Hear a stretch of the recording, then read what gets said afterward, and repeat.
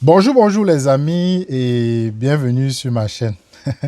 Hier, dans la vidéo d'hier, je vous ai dit que le professeur Maurice Kamto avait évité de prononcer le nom de Issa Choma Bakary et j'avais dit dans la vidéo que je ne veux rien dire, mais les torts ne seront pas contents. Mais je ne m'attendais pas à ce qui allait se passer. Subitement, il y a eu un live, je ne sais pas combien de temps, il y avait Michel Gachou, Max Seigneur, bref, vous connaissez les torts.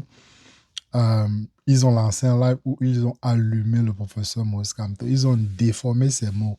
Il y a un endroit où on dit qu'il a reconnu qu'il avait gagné 14%, alors que ce n'était pas ça. On a posé la question au professeur Maurice Kamto en disant que il n'évoluait pas en politique. Il a pris l'exemple en expliquant qu'il est entré en politique, je pense, en 2012. 7 mois plus tard, il est allé aux élections, il a gagné, c'est pour ses 4 sièges de députés, sans compter le nombre de conseillers municipaux. En 2018, admettons qu'il est sorti deuxième à la présidence. Après seulement 6 ans, il sort deuxième à la présidence en utilisant les chiffres officiels. C'est ce qu'il a dit. Mais en quel moment est-ce que Maurice Kamto a dit que ces chiffres étaient corrects? Sandy de Boss a directement pris les chiffres. Dit, oh, j'ai perdu mon temps pendant les 7 dernières années. Je défendais quoi? En tout cas, ça allait dans tous les sens. Marc Senior a dit qu'il promettait la farine patriotique à Maurice Kamto quand il va venir en diaspora. Bref, ça allait dans tous les sens. Les insultes, les attaques, les mots mal interprétés. Mais je pense que ce qui énerve ces combattants de la diaspora, c'est le fait qu'ils veulent rentrer au pays. Ils ont le mal du pays, comme on dit. Et ils ont énormément misé sur les élections de 2025. Ils pensaient que leur exil devait être terminé et qu'ils allaient retourner au pays. On peut aussi reprocher au professeur Maurice Kamto, il a donné beaucoup d'espoir aux Camerounais.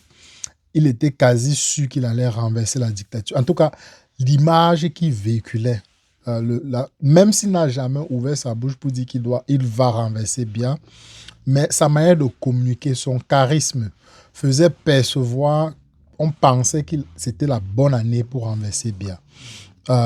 Les gens de la diaspora, ils étaient contents, ils étaient prêts. D'ailleurs, même Michel Gachou, aujourd'hui, qui tape énormément sur le professeur Maurice Kamto, il a pris énormément de risques au Cameroun parce que lui-même, il croyait que c'était la bonne année. D'autant plus qu'on disait que si ça ne passe pas cette année, il faudra attendre encore 50 ans parce que le régime allait se régénérer. Maurice Kamto a dit que si ça ne passe pas, c'était la faute des Camerounais du pays. Il avait bien dit ça. Donc, le fait maintenant qu'il revient et il dit que en tout cas, il a rassuré le peuple camerounais que ça devait aller. Donc, comme le peuple camerounais sait qu'il faut seulement la force pour faire partie bien, donc les gens ont assumé, ou bien les gens ont compris. On dit que bon, Maurice Kamto ne peut pas venir dire qu'il a une milice, mais c'est sûr qu'il a une milice. Parce qu'on savait que les élections ne devaient pas faire partie bien. Donc tout le monde, en tout cas la majorité des combattants pensaient que Maurice Kamto avait une milice quelque part. Que dès que Biya allait essayer encore de voler les élections, Maurice Kamto allait activer cette milice-là pour aller renverser Biya. En tout cas, c'est ce que les gens pensaient. Mais grande était la surprise que dès qu'on écarte le professeur Maurice Kamto, il n'y avait pas de plan B. Alors que d'ailleurs, quand Elekam avait écarté le professeur Maurice Kamto, lui-même, avec les Abel Zonga, sont venus dire que calmez-vous, les Anissé Kane, calmez-vous. On va aller au Conseil constitutionnel, le Conseil constitutionnel va valider.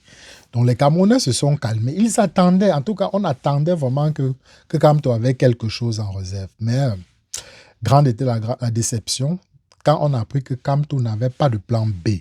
Donc ça a été une grosse déception et cette déception s'est transformée en frustration. D'autant plus qu'après les élections, Maurice Kamto s'est tué. D'autres l'accusent qu'il aurait dû peser de son poids pour aider s'associer à Issa Choma Bakary. Certains vont jusqu'à dire qu'il aurait renversé le régime. Je tiens à vous rappeler qu'on ne peut pas renverser ce régime-là avec les armes, de manière conventionnelle dans la paix par les unes. Il faudra leur opposer une force similaire. Donc, il faudra amener les armes pour pouvoir se battre contre ce régime. Sinon, ils ne partiront nulle part. Il faut soit un coup d'État, ce qui est très peu probable d'arriver, à moins si Biya tombe et que la bataille des pouvoirs faire en sorte à ce qu'on écarte quelques personnes. C'est ça sera la seule solution. Mais je ne vois pas quelqu'un dans ce régime-là se lever pour faire un coup d'État. Donc, il faut oublier. Donc, le seul moyen de récupérer le pouvoir à Abia, c'est d'avoir une milice, une armée en tout cas pour pouvoir opposer à Biya la force qu'il aime utiliser contre le peuple camerounais. Donc, Maurice Kamto, lui, s'est écarté. Chiroma est venu. On a reproché à Kamto, mais au final, moi-même, j'ai reproché à Kamto, les gens qui me suivent, j'ai dit Kamto aurait dû soutenir Issa Choma. Mais quand j'ai vu, on a sorti les chars de guerre, les missiles, les tireurs d'élite, j'ai seulement dit non. Même si Kamto, c'était joint à Chiroma, ça ne devait pas marcher. Mais certaines personnes pensent que ça devait marcher. Moi, perso, je pense que ça ne devait pas marcher. C'est une perte de temps. Le combat est déplacé ailleurs et les énergies sont déplacées ailleurs. Donc, je trouve que ça ne sert à rien. Donc, voilà maintenant donc, la base maintenant, déçue. Chiroma est parti. On a vu Jean-Pierre Dupont est sorti là, qui travaillait avec Issa Choma Bakary, il devait lancer une révolution. J'ai fait son tam-tam sur la chaîne. Après, Ben Modo est venu. Ben Modo a dit qu'il ne travaillait pas avec Chiroma, mais en coulisses, il négociait avec Chiroma. Donc, on nous a fait l'heureux, en tout cas miroiter une certaine révolution qu'on attendait, on était contents, on était fiers, même si les combattants ne parlaient pas de ça. Beaucoup de personnes observaient Ben Modo, on observait. Mais quand Ben Modo est venu dire que c'est mort la révolution, je suis d'ailleurs venu ici, je vous ai dit que bon, je pense que c'est terminé pour Chiroma, il faut oublier. Donc, ça a créé encore une double déception dans le cœur des combattants de la basse et de beaucoup de Camerounais. D'ailleurs, j'ai ressenti les pleurs un peu partout sur Internet. Les gens, même si certaines personnes ne voulaient pas une révolution, beaucoup d'autres espéraient cette révolution pour faire partie bien. Malheureusement, la révolution n'est jamais arrivée. L'espoir qui avait été suscité, certains probablement planifiaient déjà aller au Cameroun pendant les vacances d'été. Tout ça est balayé et jeté à la poubelle. Voilà maintenant donc il faut maintenant trouver un bouc émissaire pour taper. Et c'est tombé sur le professeur Maurice Kamto. Donc toute l'énergie, la haine se déverse sur le professeur Maurice Kamto. C'est sa faute. Mais est-ce que c'est le professeur Maurice Kamto qui a été élu? D'ailleurs, quand il parle, on dit qu'il n'est pas légitime. Quand il ne parle pas, on dit qu'il doit parler. Ce n'est pas lui qui a été élu. C'est Issa Choma Bakary, le président élu des Camerounais. Et Issa Choma Bakary n'est pas un enfant pour que c'est Kamto qui se place devant pour tenir sa main, pour aller le mettre sur le siège d'Etoudi. Issa Choma Bakary, on nous a dit que c'était un grand combattant depuis les années 80. Donc, c'est un grand monsieur de 78 ans. Donc, il peut se lever, il peut se défendre. Il n'a pas besoin que quelqu'un le défende. Donc, c'était à Chiroma de mener la résistance. C'était à lui de donner des instructions. C'était à lui de guider le peuple camerounais. Et aussi, de ce fait, créer un capital confiance à le peuple, parce que le peuple ne fait pas confiance en Chiroma. Contrairement à ce qui se dit, le peuple ne fait pas confiance en Chiroma à cause de son passé de porte-parole du gouvernement de Paul Biya. Donc, on l'a choisi par défaut. Il faut le dire, il faut l'accepter. Il était un choix par défaut. Donc, c'était à lui maintenant de créer cette confiance, rassurer le peuple camerounais. Mais malheureusement, il n'a pas réussi ce test. Les Camerounais, sous l'émotion, l'ont suivi. Mais il est parti en Gambie. Il a dit que la Gambie ne peut pas lui permettre de parler. Mais on ne l'a pas attaché en Gambie. Quelqu'un qui aspire au pouvoir ne peut pas rester en Gambie. Il aurait dû aller dans un autre pays, demander l'asile, signer des contrats. On nous a dit qu'il y avait un président africain qui voulait financer une révolution armée pour chasser Biya. Quel était ce président? Pourquoi Chiroma n'est pas allé dans ce pays-là et lancer la révolution contre Biya? Donc, parfois, quand on l'accuse d'être un pion du régime, il y a des questions qu'on peut se poser. Si réellement il voulait renverser Biya et qu'il était un chef révolutionnaire, un chef de guerre, comme Sandy de Boston dit, elle dit que Kamto est mou, Chiroma, lui, est guerrier. Mais pourquoi Chiroma n'a pas accepté la proposition de ce chef d'État en Afrique qui voulait financer le renversement de Biya. Donc, il aurait dû accepter la proposition de ce chef, aller vivre dans le pays de ce chef et lancer sa révolution. On a vu avec Blaise Compaoré, quand Guillaume Soro est passé par là et Ouattara pour essayer de renverser Barpo. Donc, pourquoi Chiroma n'a pas fait pareil? Donc, on ne peut pas accuser l'échec du renversement de Biya, on ne peut pas imputer ça à Kamto. Ce n'était pas à Kamto de mener le combat, c'était à Chiroma. Kamto s'est écarté. D'ailleurs, il s'est tué parce qu'il savait qu'il n'était pas légitime. Celui que le peuple camerounais a choisi, c'était Chiroma. C'était à Chiroma de déployer ses ailes. Mais Chiroma n'a pas déployé ses ailes. Il est resté calme. Les Camerounais ont attendu. On a commencé à se moquer.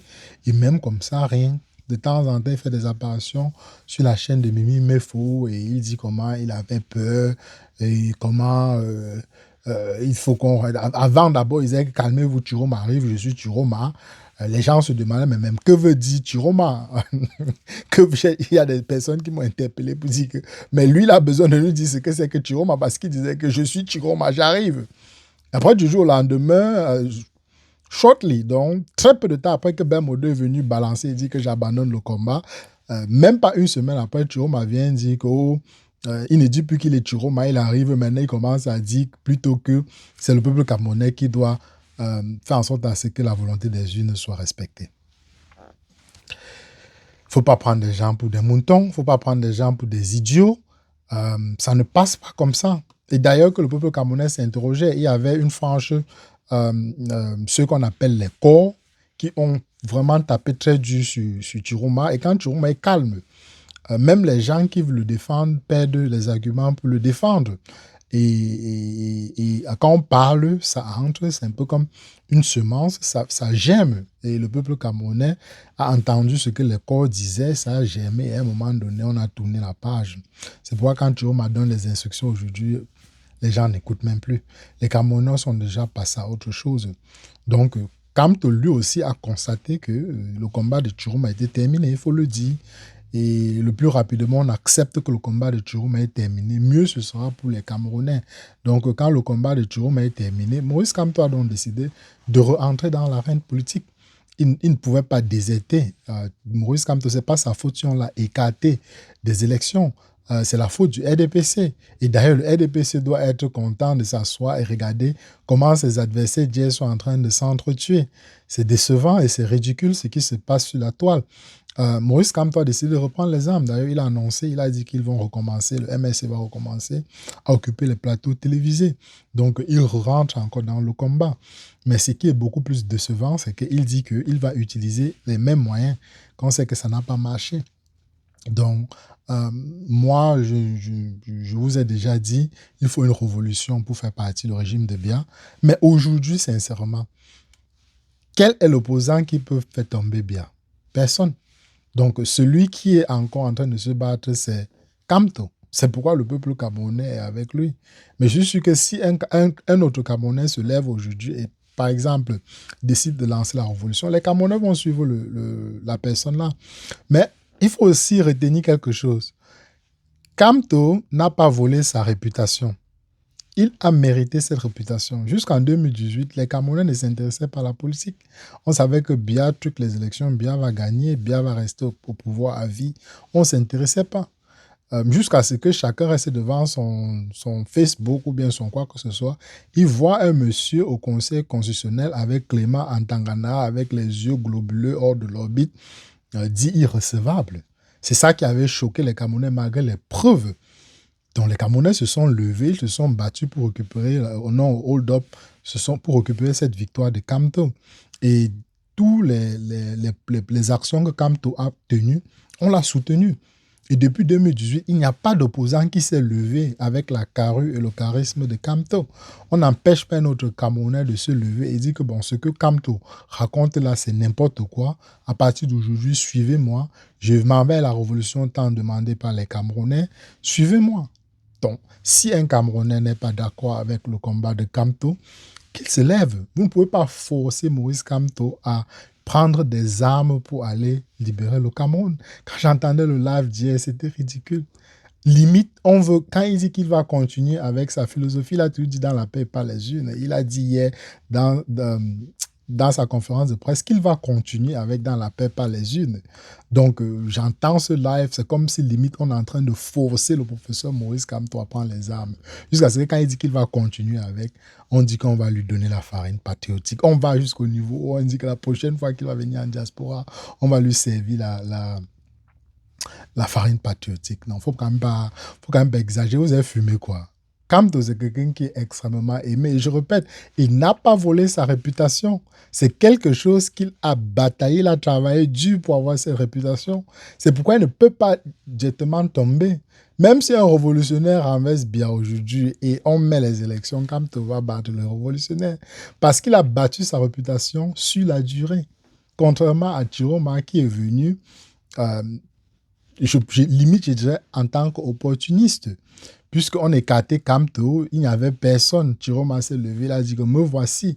Les 12 autres, ils s'en foutaient. Chiroma a dit, ne m'oubliez pas, me voici, me voici. Donc les Camerounais se sont rabattus sur lui. Et le voilà, il a disparu. Donc, il n'a pas maintenu ce contact avec le peuple camerounais. C'est pourquoi aujourd'hui, il est quasi vomi par les Camerounais. Alors que contrairement à Kamto, depuis 2018, il allait en prison, il a continué le combat, le mandat impératif, il a conscientisé le peuple camerounais. Ça bâtit la confiance.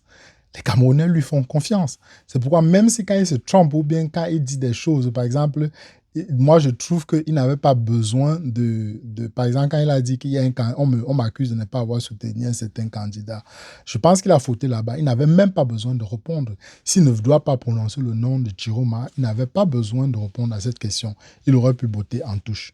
Donc, je pense qu'il a fauté là-bas aussi, à mon humble avis. C'est ça aussi qui énervait les partisans de Chiroma et c'est pourquoi ils se sont levés contre le professeur Kamto. Mais il n'a pas volé son capital confiance. Il n'a pas volé sa sympathie. C'est quelque chose qu'il a travaillé dur pour avoir. Et ce n'est pas en vociférant sur Internet ou bien en criant plus fort que les autres qu'on va vous entendre. Parce que le peuple camerounais l'aime, les Camerounais l'adorent. Sa pétition en 3 jours a déjà dépassé 100 000 signatures. Au Cameroun, là-bas, je pense que la plus grande pétition que j'ai vue a à peine atteint les 15 000 signatures sur des mois. Alors que le monsieur, le King, en 3 jours, on a déjà signé plus de 100 000 signatures. Donc, s'il laisse ces pétitions-là au moins 1 mois ou bien même 6 mois, c'est aussi que les Camerounais ont peur. Si j'ai vu certaines personnes s'amuser à comparer à la France. La France, il y a la liberté d'expression. Si le Cameroun, il y a la liberté d'expression, les Camerounais, au moins 20 millions, même 30 millions allaient signer cette pétition. Parce qu'il n'y a qu'un clan, le clan des 47 et les tentacules, qui veulent que Paul Biya reste au Cameroun, qui veulent que Paul Biya reste au pouvoir. Donc peut-être 1000 ou 2000 personnes peuvent se battre pour Paul Biya. Mais le reste des trentaines de millions ne veulent pas Paul Biya. Si le Cameroun était un pays démocratique où la liberté d'expression était acceptée, cette pétition aura déjà explosé au moins 10 millions de signatures aujourd'hui. Donc 100 millions dans le boubier 100 000 signatures dans le boubier camerounais, c'est impressionnant. Il faut l'admettre. J'ai toujours dit, quand quelqu'un est bon, il faut reconnaître. Moi, je suis quelqu'un d'honnête et je dis la vérité. Que ça plaise ou pas, c'est la vérité. Et la vérité, c'est la vérité. Quand il fait jour, on dit fait jour. Quand il fait nuit, fait nuit. Donc, voilà ce que je voulais partager avec vous, les amis. Je pense que c'est une perte de temps de ces combattants de la diaspora. Ils ne pourront pas abattre le professeur Maurice Kamto parce que c'est une réputation qu'il a battue sur des années. Alors qu'on peut facilement abattre Chiroma. Parce que Chiroma est venu en tant qu'opportuniste et ça a duré que quelques mois. C'est pourquoi cette réputation de Chiroma est et d'ailleurs que Chiroma vient avec un statut de quelqu'un qui a beaucoup menti et qu'on ne fait pas extrêmement confiance. Donc c'est facile que si on tape sur Chiroma, le peuple va beaucoup plus croire que si par exemple vous décidez de taper sur Kamto, les gens ne vont pas croire parce qu'il est quasi le seul opposant au Cameroun là-bas qui se bat pour le peuple camerounais et de manière réelle. Il se bat vraiment. Il va en prison, on l'encercle, on l'escorte hors de la ville, on l'intimide, moindre chose, on encercle sa maison. Combien d'entre nous qui vocifieront dans les réseaux sociaux pouvons tenir? Je vous rappelle qu'à l'époque des indépendances, on déportait les combattants. On allait les déposer, par exemple, en Guinée de Sékou Touré, parfois même au Soudan. Et puis ils se battaient, ils revenaient au Cameroun se battre. Aujourd'hui, j'ai l'impression que il faut que les gens crient beaucoup plus fort sur Internet pour qu'on dise que ce sont des généraux ou bien des combattants. Donc, il faut arrêter ça. Ça ne sert pas le combat. si vous n'êtes pas d'accord avec la position de Kamto, allez créer votre milice et allez libérer le peuple camerounais. On vous célébrera et on vous mettra au titre de héros national. Mais pour l'instant, Maurice Kamto reste sur ses positions et il dit qu'il va continuer avec la paix et pas les unes. Donc, vous n'êtes pas d'accord, descendez du bateau et entrez dans un bateau qui vous mènera à bon port. Donc, voilà ce que je voulais partager, les amis. Qu'est-ce que vous pensez de cette situation ridicule qui se passe sur Internet? Faites-moi savoir en commentaire. On se retrouve très rapidement dans une prochaine capsule.